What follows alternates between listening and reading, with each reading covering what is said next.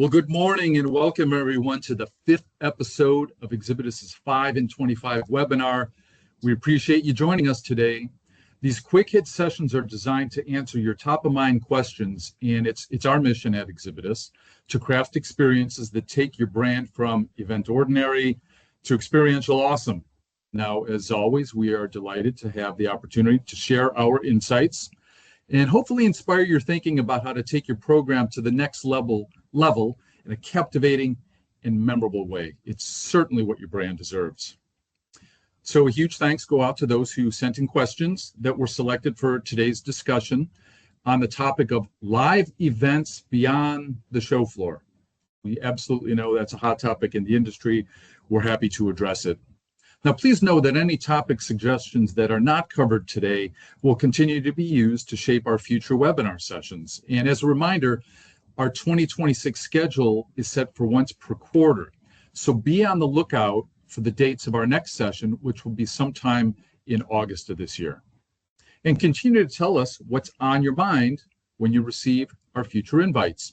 So we want to make sure that we're discussing the things that matter to you and your program.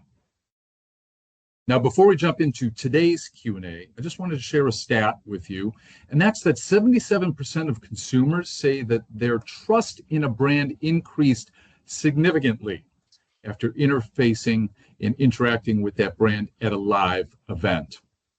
Now, many of today's marketers are utilizing live events to make a memorable impact on their audience, whether it's a B2B event, B2C, or maybe something even a B2E event. And that's why we're here today, to explore ways that brands can expand their reach beyond the trade show floor. So I'm your host and moderator. I'm Rob Majorowski. I'm the Senior Director of Strategic Projects here at Exhibitus, and today we have an all-star duo of event strategists. So introducing on our panel, we have Stacy Beville. She is Exhibitus Vice President of Strategic Accounts with over 20 years of experience in handling large, complex exhibit programs. She consistently delivers exceptional results.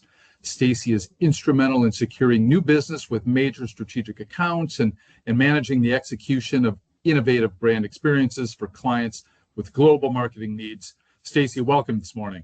Well, that was a mouthful. Thanks, Rob. Glad to be here. Hi, everyone.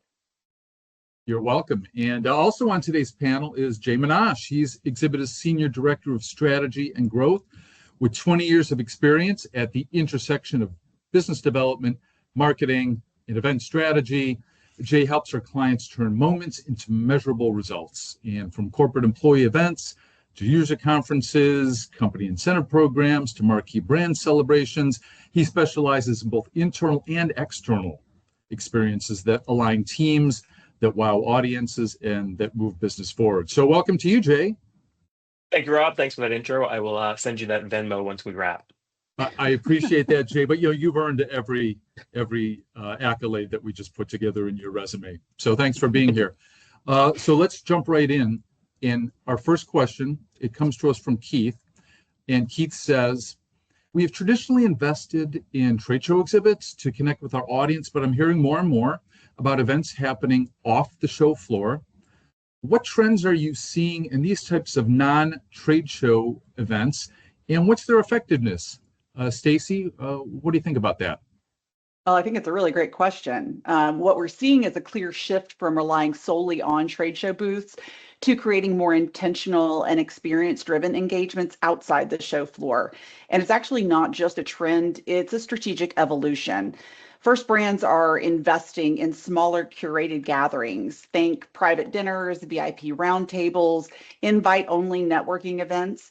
These settings allow for deeper and more meaningful conversations compared to the often more transactional nature of booth interactions. In these types of environments, attendees can be more relaxed, more open, and more likely to engage in substantive dialogue. There's also a rise in experiential activations like immersive brand experiences, pop-ups, and interactive demos that might be hosted nearby, but intentionally separate from the main event. These are designed to stand out from the noise on the trade show floor and create memorable moments that do help drive stronger brand recall. Content-led events are also gaining traction. Workshops, panel discussions, and micro sessions hosted offsite position brands as thought leaders rather than just exhibitors. And this approach attracts audiences who are looking for value and insights, not just product pitches.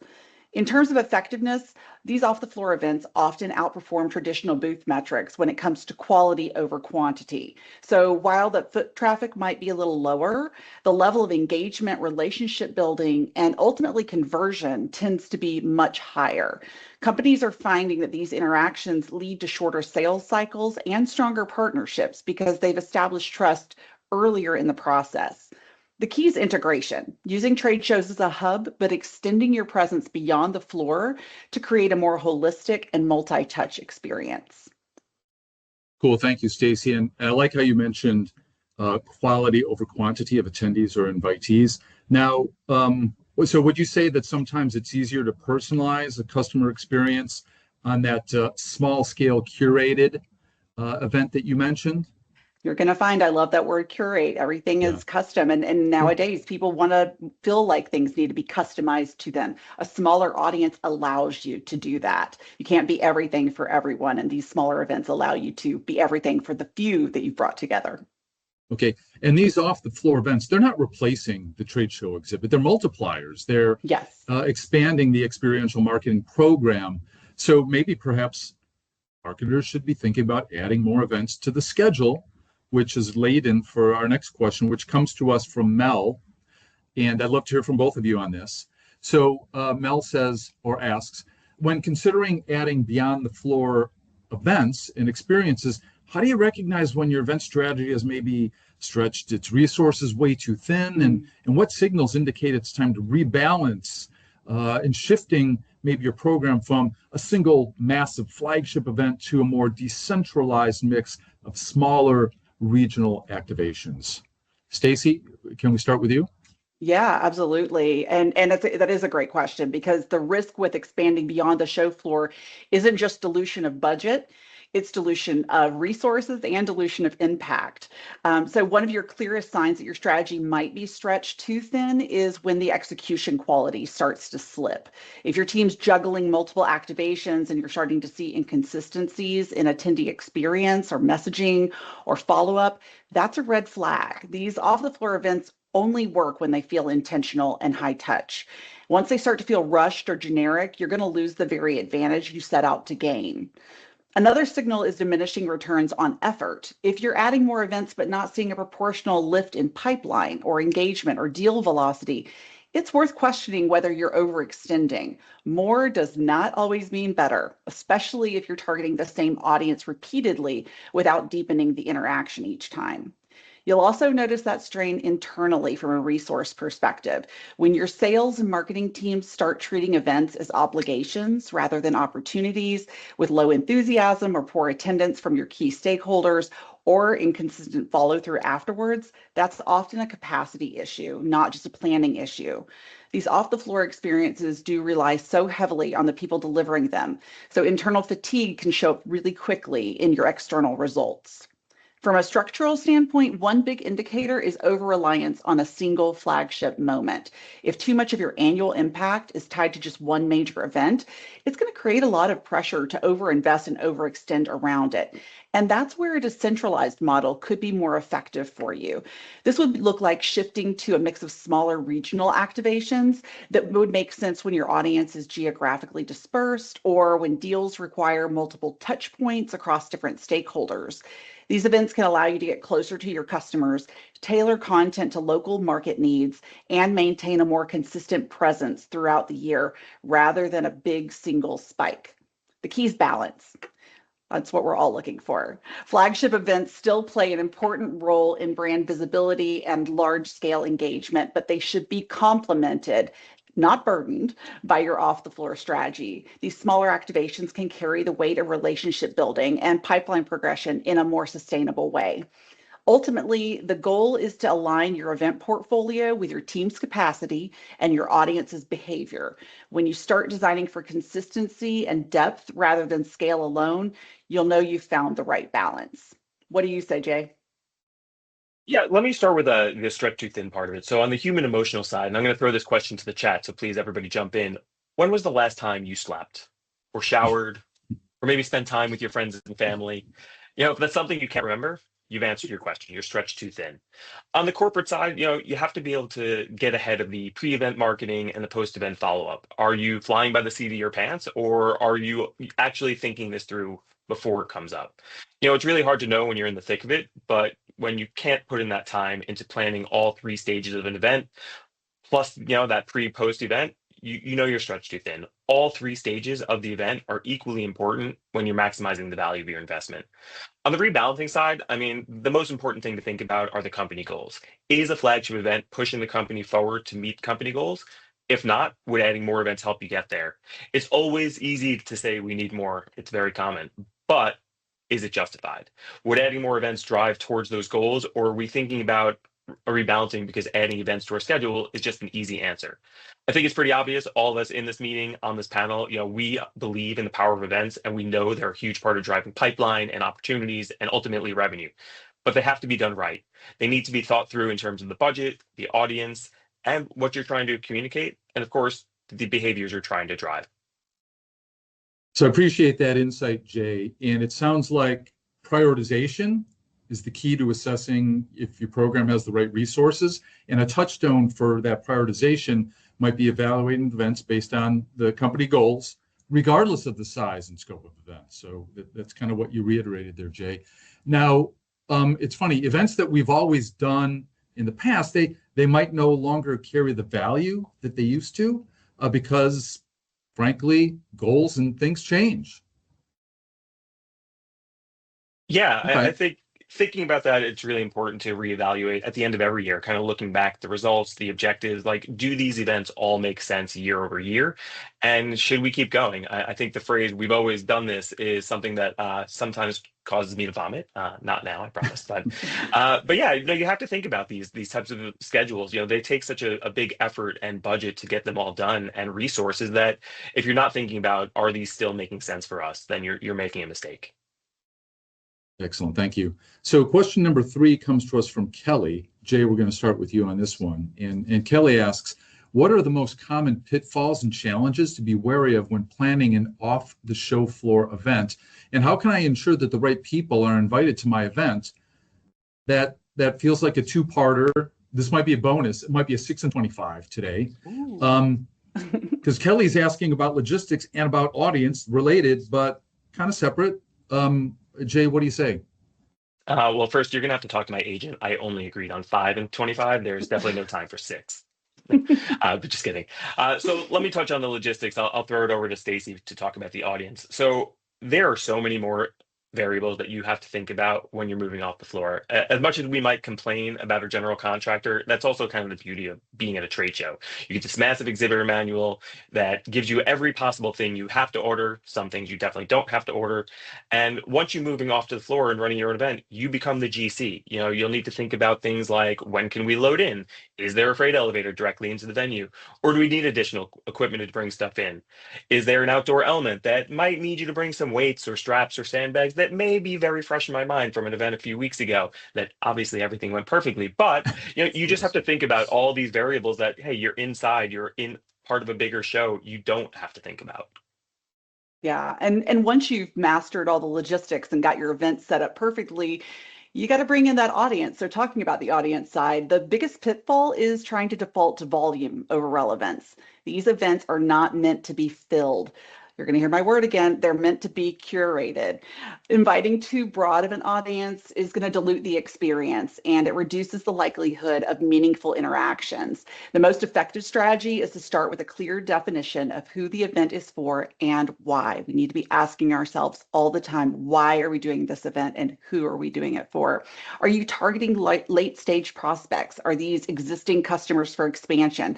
Strategic partners? Each of those groups is going to require a different mix of people and a different type of experience. And then from there, you're going to build your invite list based on account level prioritization, not just individual titles. You want to think in terms of buying groups. Who are those decision makers? Who are their influencers? And who are those champions that you want in the room all together?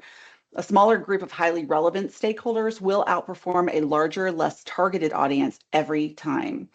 It's also really important to create a sense of intentionality and value in the invitation itself. Why should this specific person attend this specific event?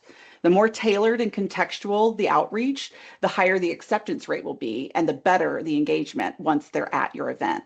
And then finally, align closely with your sales team. They should have a voice in who gets invited and a role in the experience itself. Because when sales is brought in, attendance quality will improve, conversations are going to be more productive, and the follow-up is far more effective. At the end of the day, off-the-floor events succeed when they feel deliberate. Tight logistics create a seamless experience, and the right audience creates meaningful outcomes. When both are aligned, that's when these events really outperform traditional approaches. Okay, so while there's a whole bunch of new logistical things to consider, and to Jay's point, marketers now become their own GC, it seems that some of these proprietary events can give a brand an awesome opportunity to create everything from scratch, right? And that can seem daunting, but you get to potentially really curate the event to connect with your brand, or to connect your brand with your audience. And that's very, very exciting. Yeah, flex those creative muscles, everybody. All right. Our fourth question comes to us from Neil. And Jay, we're going to come to you first on this one. What's the right balance between spectacle and substance in a credibility-driven B2B environment? I think that's a great phrase, spectacle and substance. What do you think, Jay? Yeah, no, I agree. I think everybody loves a good spectacle, and that might be what caught someone's eye or drew them in, stopped the scrolls. People would say, whatever it might have done. The reality is that it should never be the story. A spectacle is used to set up everything else up in your story, and it needs to earn your place by making that story clearer, not louder.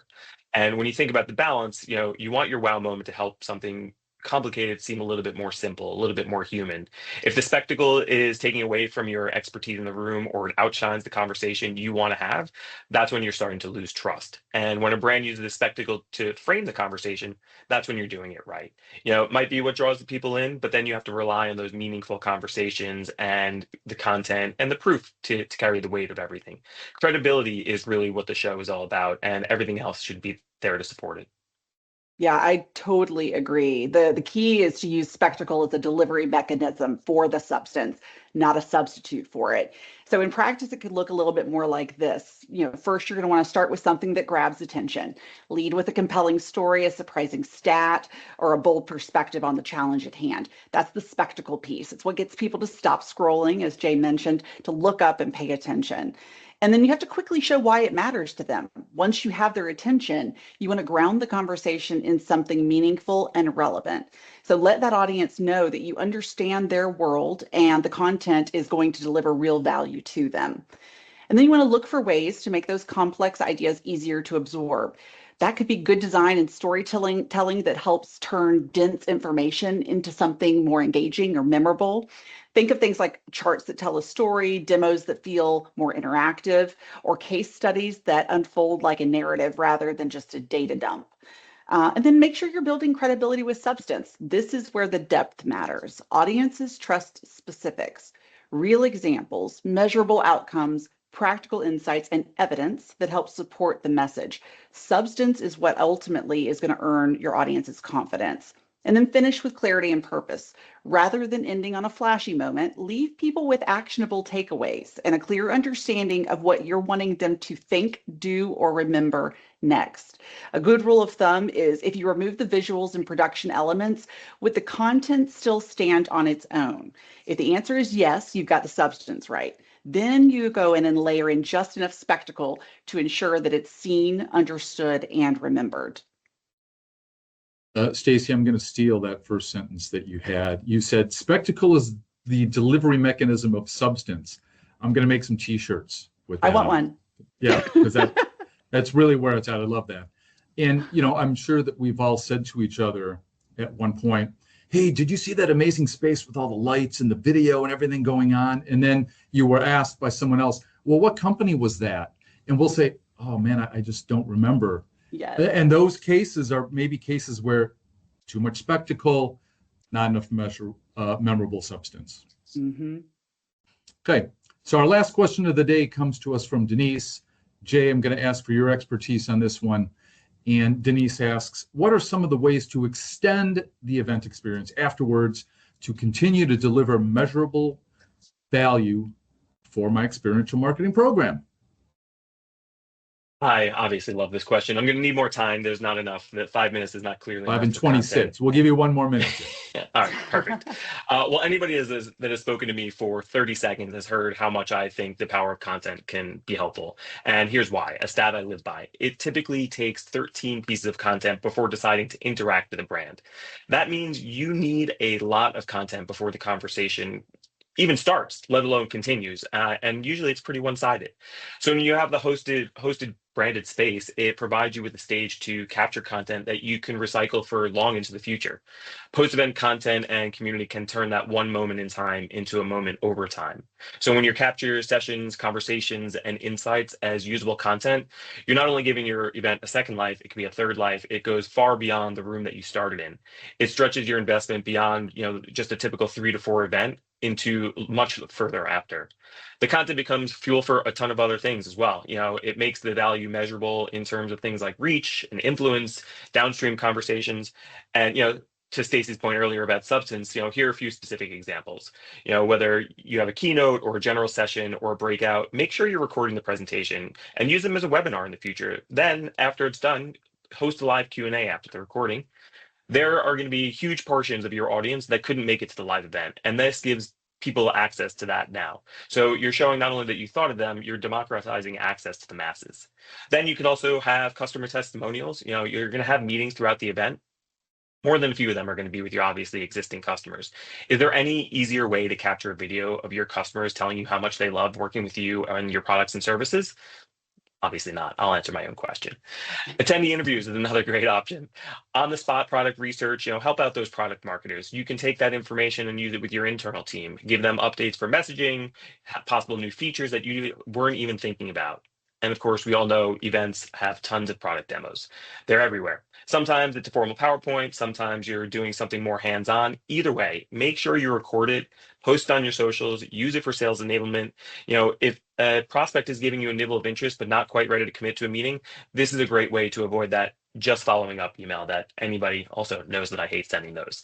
And then on top of all that recorded content, transcribe it and turn it into long form content, whether it's a blog or a white paper. And then you can take that and chop it up into LinkedIn posts. There are literally dozens of ways you can take a singular piece of content and reuse it long into the future.